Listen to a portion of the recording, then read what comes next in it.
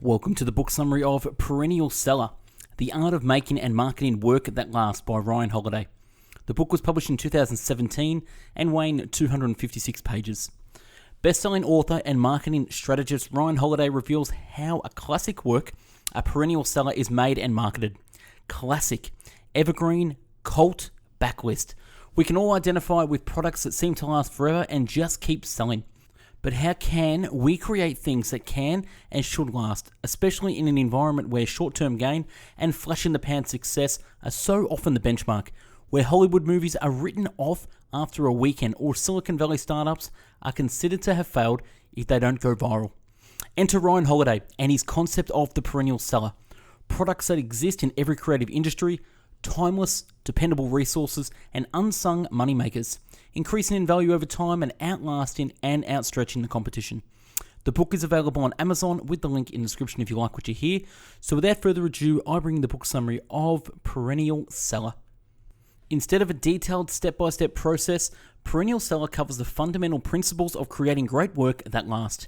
I believe it's true that we can use tactics that will probably expire sooner than we think when our aim is to create something that lasts for decades to come. Here comes the line that resonates with me the most. When it comes to making your art, whether it's music or writing or building a great company, you either really want it or you don't. There is no easy way in or out. People claim to want to do something that matters, yet they measure themselves against things that don't, and track their progress not in years but in microseconds. They want to make something timeless, but they focus instead on immediate payoffs and instant gratification. Over the long term, all the marketing in the world won't matter if the product hasn't been made right. The better your product is, the better your marketing will be.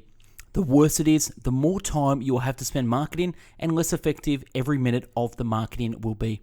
Powerful work is a struggle, and that it requires great sacrifice. The desire for lasting greatness makes the struggle survivable, the sacrifice worth it. From sacrifice comes meaning. From struggle comes purpose. If you're to create something powerful and important, you must at the very best be driven by an equally powerful inner force. If there is anything to romanticize about art, it's the struggle and the dedication required to get it right, and the motivating force that makes it all possible. Art is the kind of marathon where you cross the finish line and instead of getting a medal placed around your neck, the volunteers roughly grab you by the shoulders and walk you over to the starting line of another marathon. You can't make something that lasts if it's based on things on individual parts that themselves won't last, or if it's driven by an amateur's impatience. The creative process will require not only time and work, but also the long view.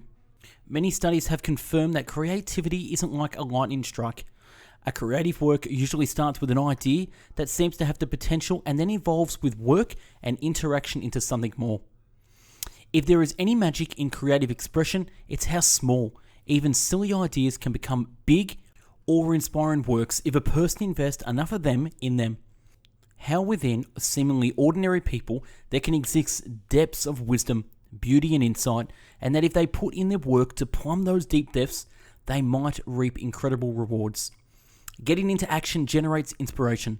Don't cop out waiting for inspiration to get you back to action. It won't. Robert Evans. For any project, you must know what you are doing and what you are not doing.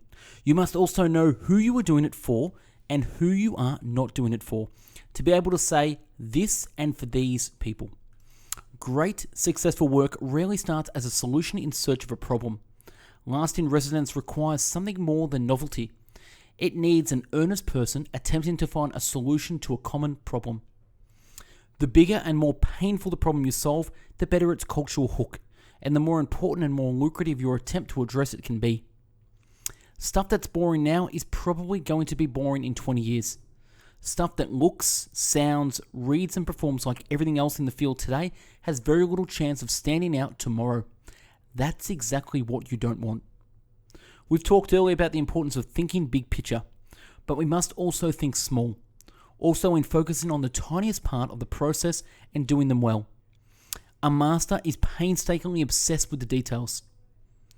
The first wake-up call for every aspiring perennial seller must be that there is no publisher or angel investor or producer who can magically handle all the stuff you don't want to handle. Nobody created flawless first drafts, and nobody created better second-hand drafts without the intervention of someone else? Nobody. You must be able to explicitly say who you are building your thing for. You must know what you are aiming for. You'll miss otherwise. You need to know this so you can make the decisions that go into properly positioning the project for them. You need to know this so you can edit and refine the work until it's utterly awesome that your target group cannot resist buying it. Marketing then becomes a matter of finding where those people are and figuring out the best way to reach them. When it comes to attracting an audience, the creators who take the time to get their positioning and packaging right, who don't just go with the first instinct and hope, are the ones who will win. Nothing can sunk more creators and caused more unhappiness than this. Our inherently human tendency to pursue a strategy aimed at accomplishing one goal while simultaneously expecting to achieve other goals entirely unrelated. Customers will not come just because you build it. You have to make that thing, and it's harder than it looks. Peter Thiel. People are busy. They have no idea why they should care about this thing. No one is eagerly awaiting it as if it has been the sequel to the blockbuster franchise. It is my job as the marketer of my work to make people care. And that's not going to be possible if I start with any illusions of entitlements. Only one thing matters: word of mouth. Executing a successful launch. Marketing to find our audience immediately instead of resigning ourselves to the great mediocre arc of the universe is how we're able to survive and to build and thrive in our creative career. People tend to like things that other people like. Whenever there is a big fuss, most of us want to know what it's all about. That is the reaction of marketing is aimed to create. Ideally, while the work we've done, we've made our books, movies, products, comedy, or artwork as addictive and capturing as can be, quality is no longer the issue. Our problem is that most people have no idea our stuff even exists. Our initial audience is just as important. We have to get them hooked somehow, and free is often the best way to do it. What is the right price to create a perennial seller? This is going to be controversial, but the answer is as cheap as possible without damaging the perception of your product. When a real person, a real human being whom others trust, says this is good, it has an effect that no brand, no ad, no faceless institution can match. Be a person. Be nice. Think relationships first. Transaction second. The media is desperate for material. Reporters want stuff.